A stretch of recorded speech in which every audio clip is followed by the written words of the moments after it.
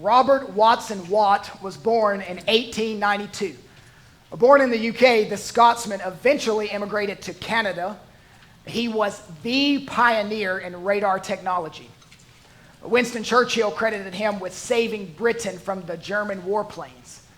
His technology helped locate incoming planes so they could be destroyed before bringing destruction. Newspaper headlines called Watson Watt the man who saved an entire nation. Today, his radar technology is used to forecast the weather, assist space vehicles when landing, ensure safe air and sea travel, and also calculate how fast cars are traveling. I was on the phone last week with a pastor friend of mine in Virginia, and he was talking while driving. He asked, have you seen those radar speed signs that tell you how fast you're traveling? Sometimes they're little trailers parked on the side of the road. I said, yes. He continued, I just passed one, and it said I'm going at 99.9 miles per hour. And I said, Fred, you need to slow down a little bit. He claims he was only going 35. But let's have a little confession time here. How many of you have ever received a speeding ticket? Would you raise your hand? Okay, I'm glad to know that I am among sinners. You can thank Watson Watt for that. The technology he developed is used in modern day radar guns. Now, I actually haven't received a speeding ticket in a year and a half, which may not seem praiseworthy to some of you, but for those of you that know me, you know that I used to get them all the time. Growing up with my stepfather, he was the sheriff of our county, and I never learned to obey the speed limit. I've received speeding tickets in more states than some of you have ever visited. I am no longer allowed to take classes to erase my tickets in the state of Tennessee, and the state of Kentucky, and the state of North Carolina. And I blame Watson Watt, not my lead foot. My dad once received 3 tickets in one day by the same state trooper. My dad was even in different vehicles. By the 3rd ticket, the trooper was like, Chuck, I thought that was you. And I came by speeding honestly. But I've been rehabilitated, thanks to my wife and some former elders saying that's probably not the best testimony for a pastor. So I no longer speed. And by that I mean I no longer go 10 over. I just stick at about 8 or 9 consistently. On one occasion, at age 64, Watson Watt reportedly was pulled over in Canada for speeding by a radar gun-toting policeman. His wife was in the car, and she tried to pull the "don't you know who you're giving a ticket to" trick. My husband invented the technology that you just used to pull us over. The officer couldn't be swayed, and he gave Watson Watt a $12.50 fine. Watson Watt told the officer, had I known you were going to do this, I would have never invented it. Robert Watson Watt was the victim of his own invention. After the encounter, he wrote an ironic poem entitled Rough Justice. The poem goes like this. Pity Sir Robert Watson Watt, strange target of this radar plot, and thus with others I can mention the victim of his own invention. His magical all-seeing eye enabled cloud-bound planes to fly. But now by some ironic twist, it spots the speeding motorist and bites, no doubt with legal wit, the hand that once created it. In Esther 7, we have another account of a man becoming the victim of his own invention. Esther 7 is a crazy book. It's a wild chapter. It's a Mexican soap opera with Persian subtitles. There are 4 main characters in the drama. First, Xerxes, the unstable, insecure king of Persia, murdered his first queen and held the Bachelor Persia edition to find his next one. Then we're introduced to Mordecai, the backslidden Jew. Using the language of Blake Shelton, old Mordecai should have went back to God's country, but he tarried in Persia's version of Sodom and Gomorrah, and so he's in Satan's country. Then Esther comes on the scene. She's Haman's cousin, whom he adopted when her parents died. This orphan grew up and entered the international beauty pageant held by Xerxes. And at the end of the event, the host said, "The winner is Miss Columbia." And then Steve Harvey is like, "My mistake. I read it wrong. Esther is the winner, and I don't know what country she's from. But Esther's the winner." See, Esther kept her Jewishness secret. Now the orphan is the queen. Then enter the fourth character, the villain, Haman. Haman quickly climbed the Persian ladder and became prime minister. He was Hitler in seed form. He convinced the king through some wordsmithing to order the utter annihilation of every Jew in the land on a certain day. And that day is coming, but it hasn't arrived yet. Hitler, Haman, also hates the Jew Mordecai, and he can't wait until D-Day, so he goes to Lowe's, he buys a bunch of material, he erects gallows 75 feet high to hang Mordecai. Now imagine something this tall in Haman's front yard. He and his men built it in one night. Not a small task. If you've been to New York City in December, Haman built gallows the size of the Christmas tree at Rockefeller. 1.5 foot difference. Everything had been going swimmingly for Haman until the morning after he constructed the gallows. In a crazy change of events, the king discovered that Mordecai saved him from an assassination attempt 5 years earlier, and he orders Haman to throw a Macy's Day parade for Mordecai. And Mordecai was the hero of the parade. He was like the Santa at the end, the celebrated one. And some of you have been waiting weeks for this day, for this chapter. You came in here saying, "I know where we're going. That's why I'm here. What a great day. Haman gets hanged today." Well, your enthusiasm scares me a bit, but yeah. Proverbs 26:27 in living color. "Whoever digs a pit will fall into it. Whoever starts rolling a stone will have that stone crush him." If Haman were a cartoon, he would be Wile E. Coyote. Mordecai would be the Old Testament Roadrunner. I introduced my oldest son to this cartoon yesterday. It changed his life. The coyote is hungry for the blue meat of the Roadrunner. And with every beep beep, the coyote gets further infuriated and redoubles his efforts to catch the uncatchable. He continually becomes the victim of his own invention. Whether it's an anvil or a catapult, he creates a trap and then he suffers from his own trap. And I know you tend to identify with Mordecai and Esther. That's why you can't wait for me to hang Haman at the end of the chapter. But the heart problem of Haman is the heart problem of all of us. See, what happens is we love it when those evil people get it. But we're not so evil, so we shouldn't get it. We can see their sin more clearly than we can see our own. And that's dangerous. That's why those of you who are Christians, you must have a ruthless confession of your sinful heart. Now, so that we don't moralize the Old Testament, like be like Mordecai or don't be like Haman, let's look for the FCF. FCF, fallen condition focus. What in the fallenness of Haman is consistent with the fallenness in all of us? We, like Haman, are usually hanged on the gallows of our own making. We're consumed with bitterness over our parents and end up becoming just like them. We become so fixated on that person falling that our obsession clouds our own view and we trip and fall. We become so obsessed with having cars and houses and things that it's those very things that sink us into living a life riddled by debt. We become so obsessed with the marriage looking a certain way on the outside that it disintegrates from the inside. In church life, you can have all your theological T's crossed and your biblical I's dotted, but you forget to work that pristine theology into your heart and you become arrogant.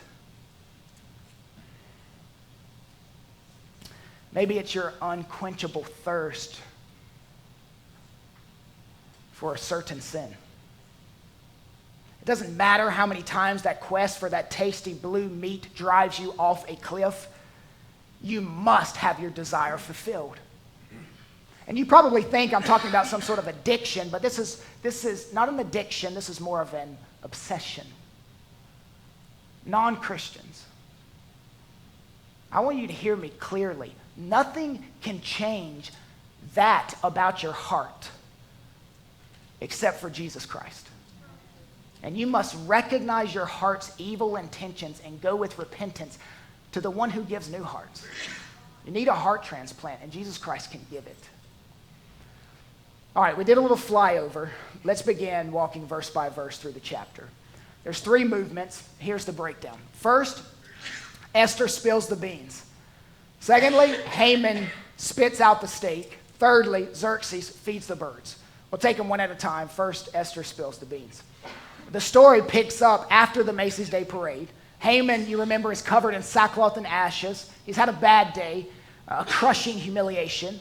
The king's limousine pulled up, and Haman is whisked away to Esther's second banquet. You may ask, why would Esther invite Haman to a banquet? Keep your friends close, but your enemies closer. One almost gets the sense from the last verse of the previous chapter that Haman is being hurried away mid-sentence, utterly discombobulated, his mouth hanging open, sputtering in astonishment and outrage that he was the one that had to wear the elf hat while everyone clapped for Mordecai as he went by on the parade float. Verse 2 picks up close to the end of dinner. Notice what verse 2 says. And on that day, as they were drinking wine after the feast, the king again said to Esther, "What is your wish, Queen Esther? It shall be granted you. And what is your request? Even to the half of my kingdom it shall be fulfilled." This is the 3rd time Xerxes looked at Esther and said, "Anything you want, you can have. I promise I'll grant your request. I don't care what the price tag is." She doesn't want trinkets or toys or property or stuff. She wants, verse 3. "If I have found favor in your sight, O king, and if it please the king, let my life be granted me for my wish, and my people for my request. For we have been sold, I and my people, to be destroyed, to be killed, and to be annihilated. If we have been sold merely as slaves, men and women, I would have been silent. For our affliction is not to be compared with the loss to the king." Notice that Esther skillfully uses the passive voice in describing the edict. Esther begins the delicate and dangerous task of incriminating Haman. She spills the beans, but she can't get them everywhere. She needs only to implicate Haman and not the king. And notice the stunning argument. "I wouldn't trouble you, king, with something as minor as the enslavement of an entire race, but this is the annihilation of an entire race. We're not being sold, we're going to be slain. We're not being kicked, we're going to be killed.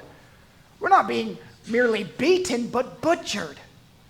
And then she quotes verbatim the edict against her people. "We have been sold to be destroyed, to be killed, to be annihilated." Word for word. And this is altogether stunning news for both men. And it may be stunning news to you that it's stunning news to them. Xerxes and Haman, they knew nothing of this. Neither one knows what people she speaks of. They don't know her heritage. Xerxes has been married to her for years, but he's like, she always made Korean food. I just thought she was South Korean. I never bothered to ask. They're so self-absorbed, they still don't realize she's talking about them. And who knows how many edicts Xerxes signed that month? Who knows how many pressing matters of government were on his mind? He had countless decisions to make, countless edicts to write. The one about killing all the Jews was just one among many. Xerxes hears the news and he cannot believe what he's hearing. To threaten the queen's life is the height of treason. It is monstrous. Verse 5, "Then King Xerxes said to Queen Esther, 'Who is he and where is he?' And who has dared to do this? Now, she could have said, do you have a mirror? You see that ugly mug in the reflection? That's who did this. But she's wiser than that. After he asked, who is it that wants to kill my wife? Esther continues her brief but skillful reply. She doesn't just blurt out Haman's name in verse 6. No. She continues to raise the tension and suspense with each word. In the Hebrew, her words ring out with staccato cadence. A man, hateful and hostile, hellish and horned, the horrible Haman. Immediately, Haman's face turns red as a candy apple. He spills wine all down his already disheveled robes. He begins to choke on the steak until he eventually spits it out of his mouth.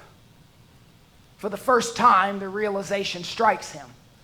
The queen is a Jew. He had no idea.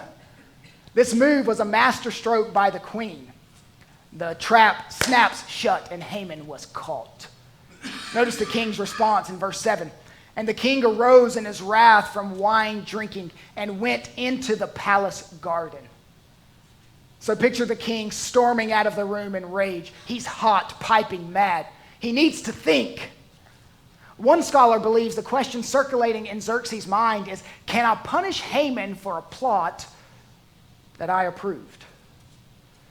Can he somehow protect Esther's life while at the same time protecting his own reputation?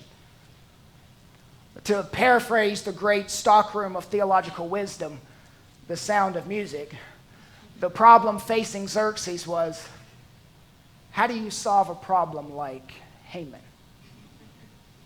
The verse continues in verse 7. But Haman stayed to beg for his life from Queen Esther, for he saw that harm was determined against him by the king. You see, in the Persian court, a man was forbidden from being left alone with a member of the king's harem, much less the queen. And even in the presence of the king, no one is permitted within 7 steps of her. So if the queen is on the couch, she gets the whole couch. You don't walk up to the queen and say, could you slide over a bit? Haman, by law, had to leave the room when the king left. So he has a split second to make a decision. Will he run for it, further cementing his guilt? Or will he follow the king out to the rose garden and try to convince him to spare his life? Having estimated that he stood no chance of mercy from the king or from running, Haman decided to beg his life from the queen. And the Orientals reclined on couches at their feast. Haman, in typical Near Eastern fashion, probably grabbed the feet of Esther, kissed them, and begged for forgiveness. In other words, he looked her in the eyes and says, I know you want to leave me, but I refuse to let you go. If I have to beg and plead for your sympathy, I don't mind because you mean that much. Ain't too proud to beg. Maybe that was a song. I don't know. Maybe that was Hebrew. Apparently, she was pleading. Apparently, he was pleading to her, don't let him kill me. And in the plead, he fell on top of her. And at the exact same time, verse 8 happened. The king returned from the palace garden to the place where they were drinking wine as Haman was falling on the couch where Esther was. And the king said, will he even assault the queen in my presence? In my own house? Now you have to remember that Xerxes is looking for a reason to kill Haman. And now he's found one. Haman has undeniably violated harem protocol, a serious affront to the king himself. It was culturally outrageous and civilly unacceptable. Touch the queen, friend, and you die. Most preachers, Alistair Begg included, agree that Haman was not trying to rape the queen. He wasn't assaulting her, but Xerxes created that impression. He made something look like it's not what it was. It was a convenient charge that diverted attention away from the real issue. He knows he can make this charge stick. Now, the Bible's over here, and I'm over here. What I'm about to say is not biblical authority. But some scholars teach that God created that impression in the mind of Xerxes. And one ancient account that's not inspired said that the angel Gabriel gave Haman a firm shove, sealing his fate, making him fall into the pit he dug, making him trip in front of the stone that he began to roll, crushing him with his own catapult. As the word left the mouth of the king, they covered Haman's face. They drew the death hood. An assault on the queen is an assault on the king, and it will be dealt with. Esther spills the beans. Haman spits out the steak. Now Xerxes feeds the birds. Notice verse 9. Then Harbona. Now, this may ring a bell to you. This is the same guy in chapter 1, verse 10, one of the king's eunuchs.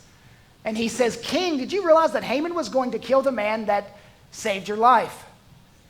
He actually set up this nice, shiny, glittering gallows in his subdivision. It has colorful lights on it, all different colors lit up like a Christmas tree. Verse 10. And the king said, hang him on that. And I think some of the most piercing words of the book. So they hanged Haman on the gallows that he had prepared for Mordecai.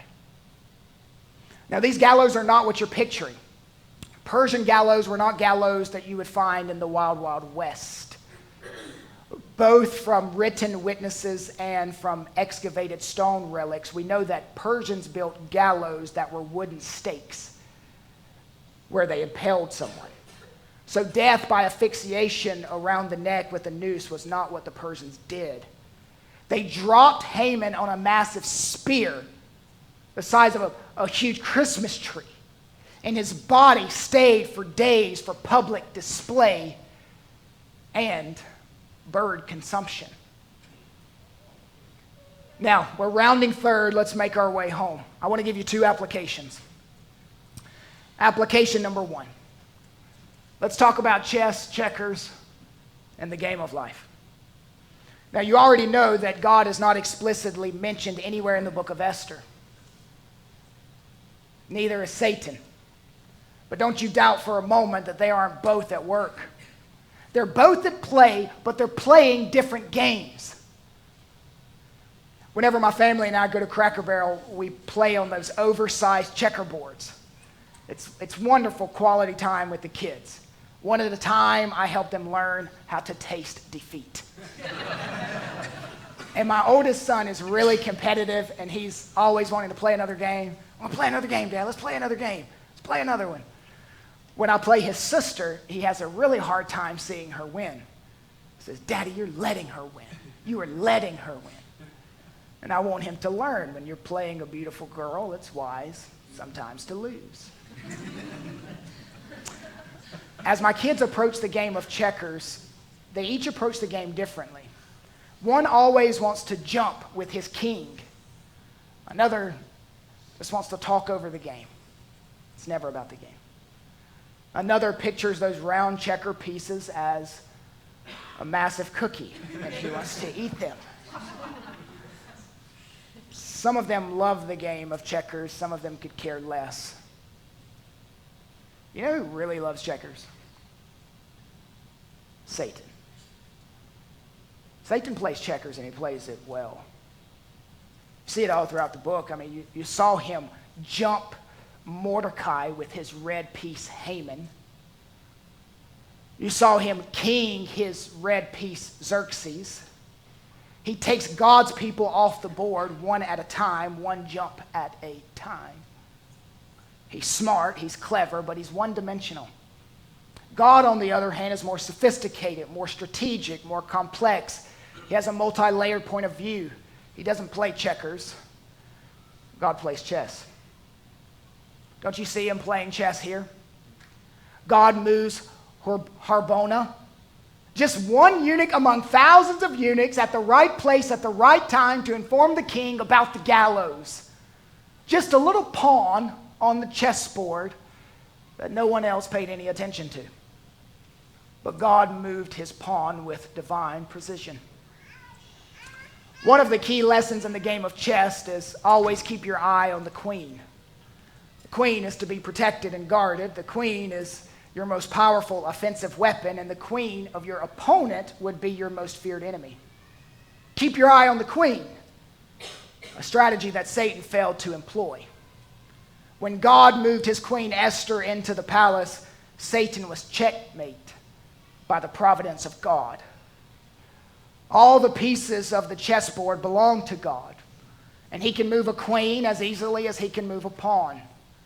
God is the ultimate strategist. Even when it seems like he is losing, his purposes are fulfilled just at the right time. God has the whole system rigged. He's sovereignly weaving the stories of his people into his redemption plan. And friends, that includes your story as well. The chess pieces of your life are not being moved randomly. God is divinely governing your game of life.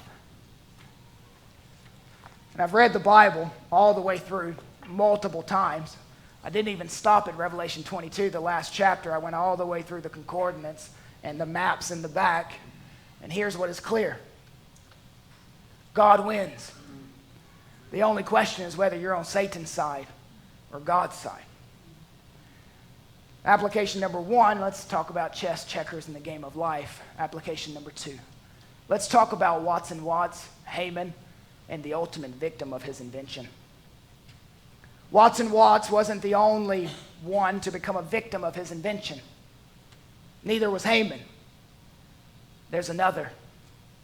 One who also became a victim of his invention. Or maybe it's better to say he became a victim of his creation. It was God who formed the hands that would pierce his hands. It was God who invented the body that would beat his body. It was God who created the heart that would stop his heart. We designed the flow of this service to reflect the movements of the Bible. Creation, fall, redemption, new creation. Genesis 1 and 2, we have creation. Genesis 3, verses 1 through 14, you have the fall. Genesis 3:15 through Jude, you have redemption. We have redemption being worked out for us. Esther's included in that. Revelation, we have the promise of a new creation. God created all things, and his crowning creation, his crowning invention, human beings. Because of the fall of man, God had to make a way for redemption. So God became man. Jesus is not merely God's emoji. Jesus is God in the flesh. And by the way, God never said, like Watson Watt, if I knew what you would have done, I would have never created you. God knew to save man, he would have to die by the hands of man. To rescue you from sin, he would have to become your sin. And none of that was a surprise to God. It was all in his plan.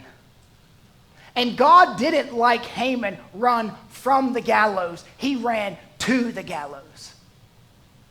Watson Watt's poem inspired me to write one, also entitled Rough Justice. Don't pity God who came down to man, even though he took the sin of your lifespan. For your pity he did not come. It's for your worship he was beat like a drum. He's the sinless Son of God, but his creation called him a fraud. That man would kill him is beyond comprehension. This man died by his own invention. With screams they condemn the one who created them. From the womb to the tomb, they denied his claim and his name. He breathed his last breath, then submitted to his death. Until 3 days passed, and then his heart started to blast. To the tomb he was carried in, but he walked out. Rough Justice is the story of the one now clothed in glory. His death and resurrection in the Old Testament forecast, now to the nations we broadcast. Church, God's creation didn't receive him in his first coming, but his creation will receive him in his second coming. Joy to the world. The Lord is coming. Let us receive our King.